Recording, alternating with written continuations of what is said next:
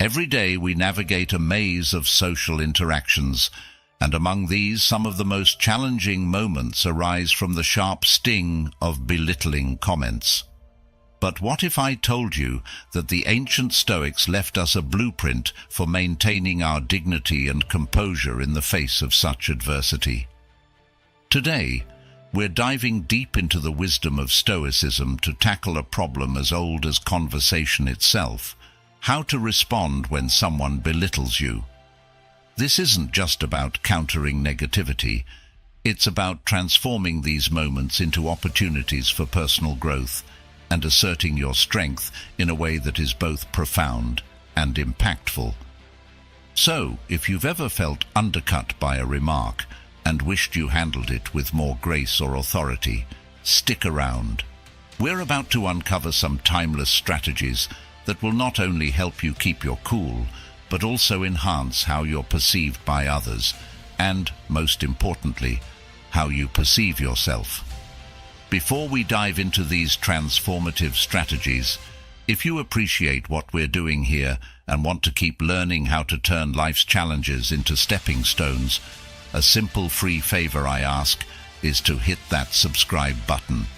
And trust me, you won't want to miss a second of this video, as every part builds on the last to fully equip you with the tools to thrive in adversity. Understanding the impact of belittling comments.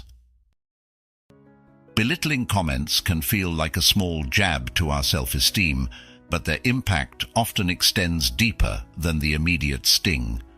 When someone makes a remark intended to diminish us, it's not just a test of our emotional resilience, it's an opportunity to practice our Stoic principles.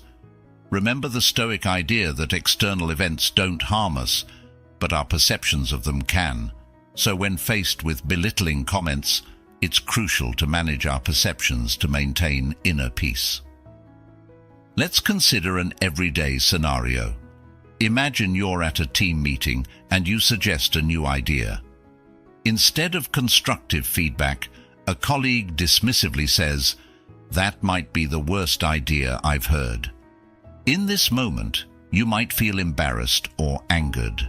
However, from a Stoic perspective, this is a perfect moment to practice detachment and objectivity.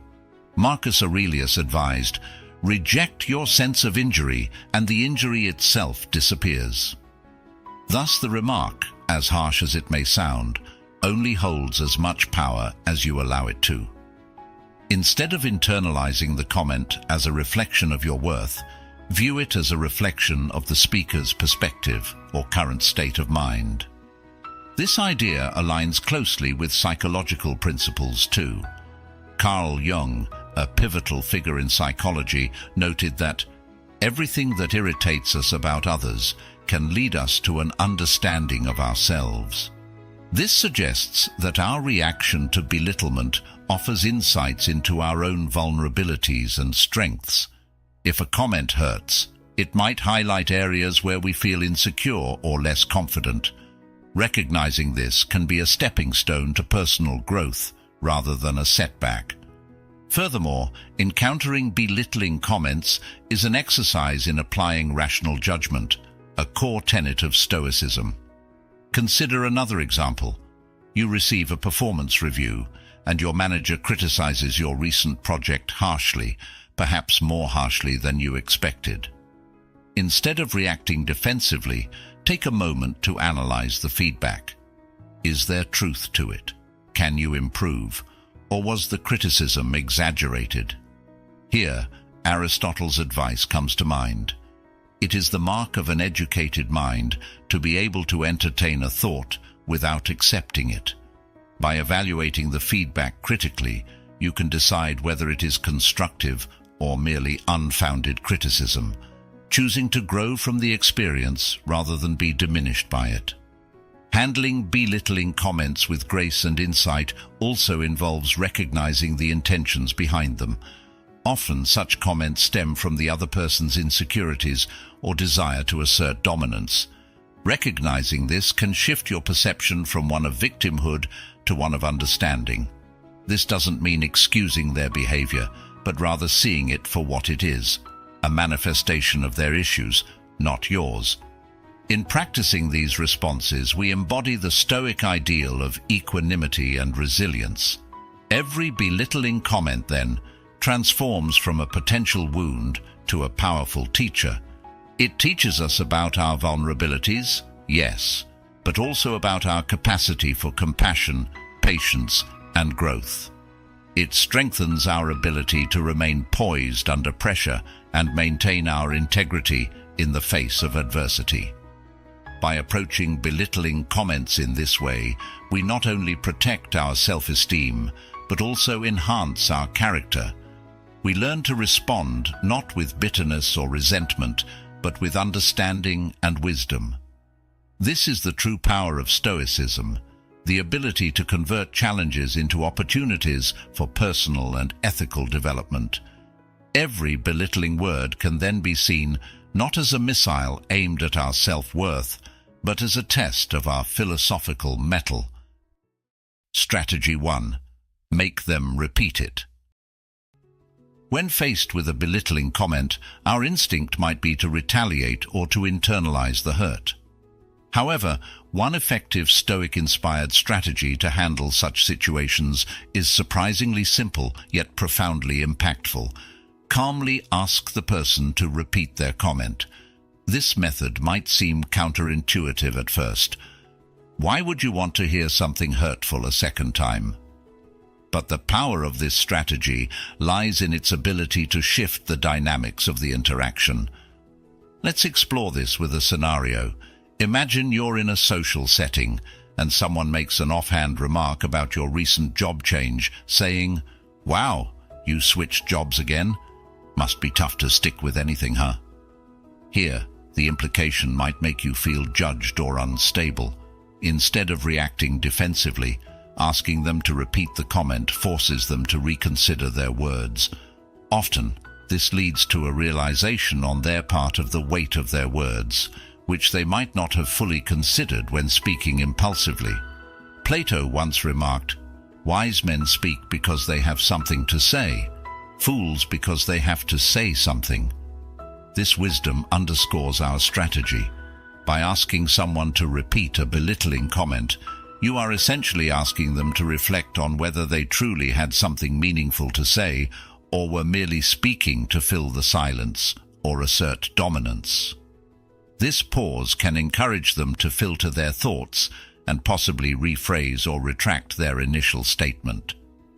Furthermore, this strategy aligns with the Stoic practice of focusing on what we can control, our reactions, rather than the initial action of others. Epictetus taught that it's not what happens to you, but how you react to it that matters. In this context, by choosing to respond with a request for repetition, you control the conversation's pace and tone. You're not passively accepting the comment nor escalating the tension. Instead, you're actively managing how the interaction unfolds. This method also capitalizes on a psychological aspect, the discomfort of repetition. When people are asked to repeat something potentially embarrassing or aggressive, they often experience a cognitive dissonance. Their awareness of the social norms about respect and kindness clashes with their actions, leading to discomfort. This discomfort can discourage them from repeating the comment, or at least make them reconsider their words' impact. This moment of hesitation can be all that's needed to deflate the power of their words. Moreover, the act of making them repeat it gives you time to collect your thoughts. Instead of responding from a place of hurt or anger, you gain a few crucial moments to steady your emotions and prepare a more composed and considered response. This not only upholds your dignity, but also demonstrates a measured, thoughtful approach to conflict, a cornerstone of Stoic philosophy. This strategy is also about setting boundaries in how you allow others to communicate with you. By not letting belittling comments slide easily, you signal to others that their words have weight and that you expect a certain level of respect. It's a form of silent assertion that doesn't involve confrontation, but clearly sets the tone for what is acceptable in your interactions.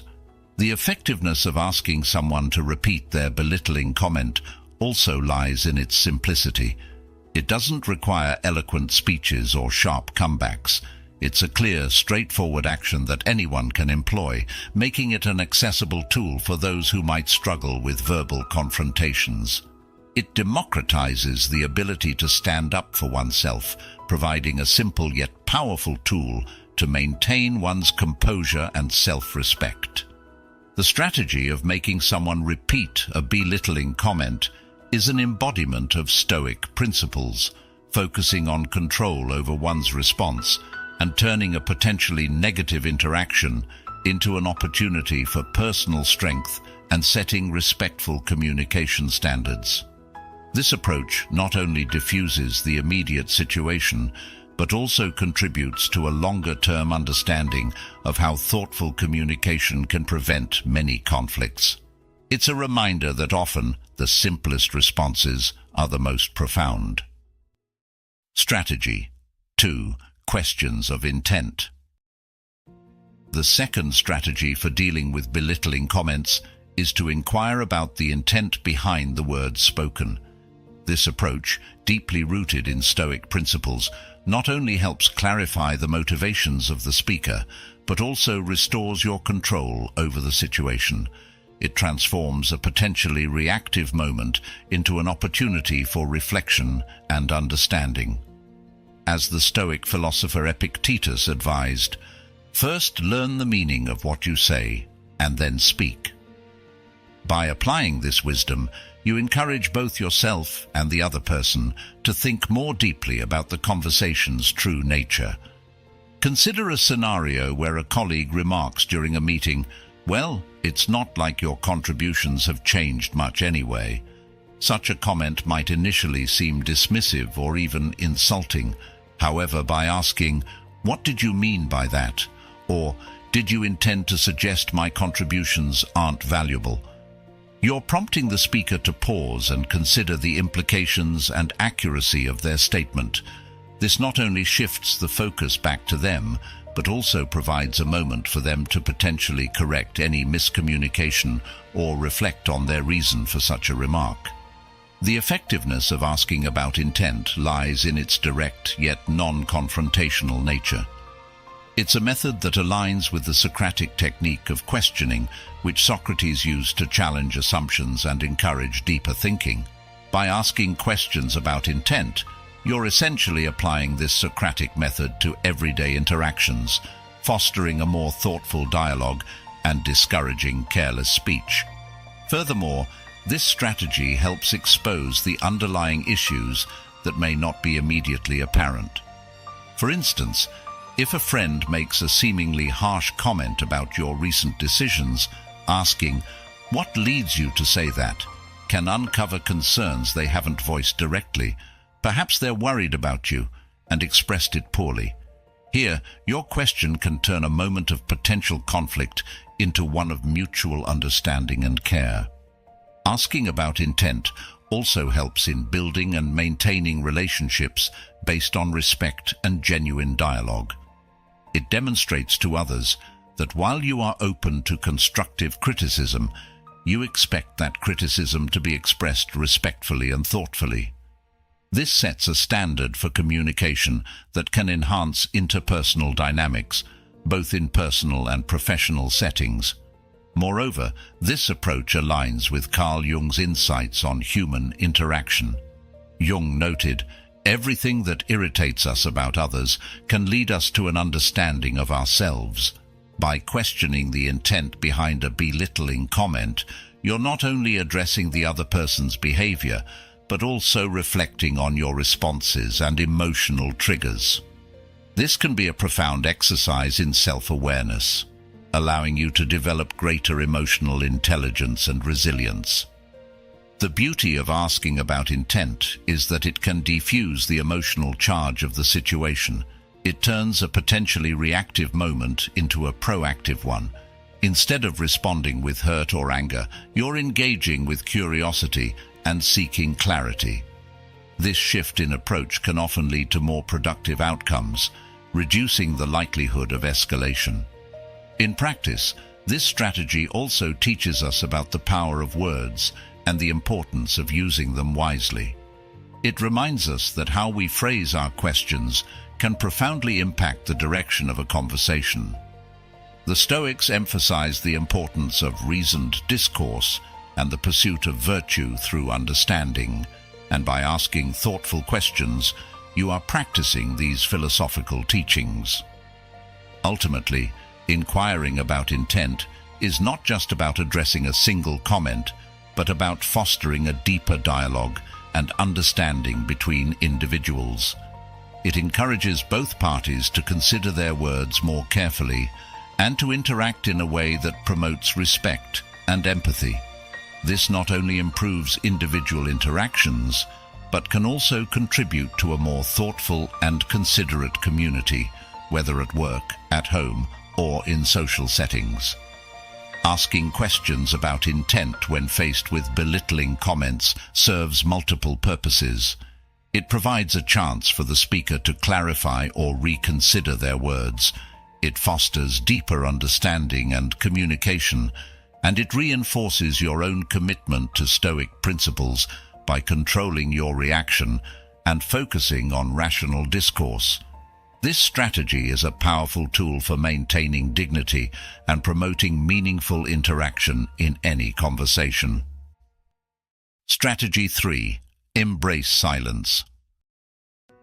The third strategy in dealing with belittling comments, embracing silence, is perhaps the most profound and stoically inspired response. It's a practice steeped in the wisdom of restraint and reflection, emphasizing the power of non-response. As the Stoic philosopher Seneca once said, "He who does not wish to speak is heard more powerfully." Silence is not a sign of weakness or acceptance, rather it is a deliberate choice that reflects strength and self-control. Imagine you're in a heated discussion where tensions are rising. Someone throws a sharp comment your way, perhaps questioning your judgment or abilities in a manner that feels personal and cutting. In such moments, the urge to retaliate can be strong, yet choosing silence can be a powerful countermeasure. It allows you to step back from the heat of the moment, preserving your peace and preventing the situation from escalating. This pause can give the other person a chance to reflect on their words and perhaps recognize their harshness or inappropriateness. Silence as a strategy aligns well with Plato's emphasis on the soul's harmony. He believed that the soul is healthiest when its parts are in harmony, not in conflict. By choosing not to respond to provocation, you are maintaining your internal harmony and not letting external forces disrupt your inner peace. This alignment of actions and values is central to Stoic philosophy, which values consistency between belief and behavior. Moreover, embracing silence can serve as a mirror to the speaker, reflecting their words back to them. In the silence that follows a harsh comment, those words can hang in the air, allowing the speaker to hear their own harshness and consider its impact. This moment of reflection can be uncomfortable, but it is often necessary for personal growth and awareness. Silence also speaks to the Stoic idea of not being swayed by external judgments or opinions. It's an exercise in focusing on what truly matters, your own values and judgments, not those imposed by others. By remaining silent, you communicate that the comment does not warrant a response, that it is beneath your dignity to engage with such negativity. This non-engagement is a statement of your values, showcasing a Stoic indifference to petty provocations. From a psychological perspective, choosing silence can be seen as an exercise in boundary setting. Carl Jung, who explored the depths of the human psyche, might suggest that in silence we are not only protecting our conscious mind, but also respecting the unconscious processes that govern our reactions.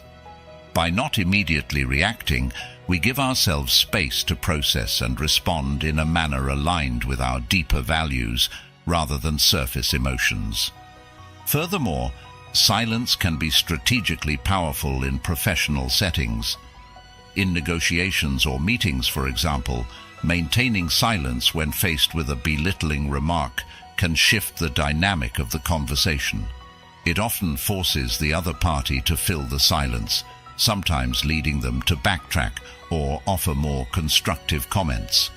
This use of silence can be a tool for regaining control of the dialogue and steering it toward a more positive and productive direction.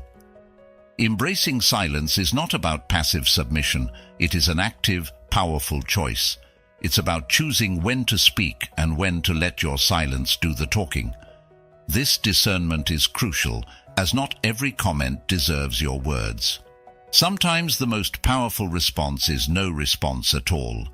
This strategy reaffirms your self-respect and commitment to a higher standard of interaction, one that transcends petty conflicts and focuses on greater personal integrity and peace. Embracing silence as a response to belittling comments is a testament to your strength and adherence to Stoic principles. It is a reminder that in the face of provocation, we have the choice to respond not with impulsivity, but with a thoughtful, dignified silence that speaks volumes about our character and resolve. Engaging with you all in this community is truly the heart of what makes Stoic Journal special. Each comment, each shared experience, enriches our understanding and appreciation of Stoic principles in real life. For instance, when one of you shared how reframing a critical comment at work into a chance to exhibit grace under pressure, it wasn't just a personal victory, it became a collective lesson in resilience. Your stories and reflections offer practical examples of Stoicism in action, showing us all how to live more virtuously and contentedly. As we conclude today's discussion, let's remember that the essence of Stoicism isn't found in abstract theory, but through everyday practice. It's in these daily interactions, how we handle criticism, manage stress, or celebrate successes, that we truly embody the teachings of Marcus Aurelius, Seneca, and Epictetus. I encourage each of you to take these strategies we've explored today and apply them in your lives. Observe the changes not only in how you feel, but also in how others respond to you. Thank you for spending this time with me and for being an integral part of Stoic Journal. Every question you ask, every insight you share, not only helps you grow, but strengthens our entire community. Remember, the path of Stoicism is one of continual learning and personal development. There's always something more to understand, a deeper level of peace to attain. So, continue to explore, reflect, and engage with us here. Your participation is what transforms these philosophical discussions into a living, breathing dialogue that has the power to change lives. Let's keep the conversation going, and together let's strengthen our resolve to live wisely and well according to Stoic virtues.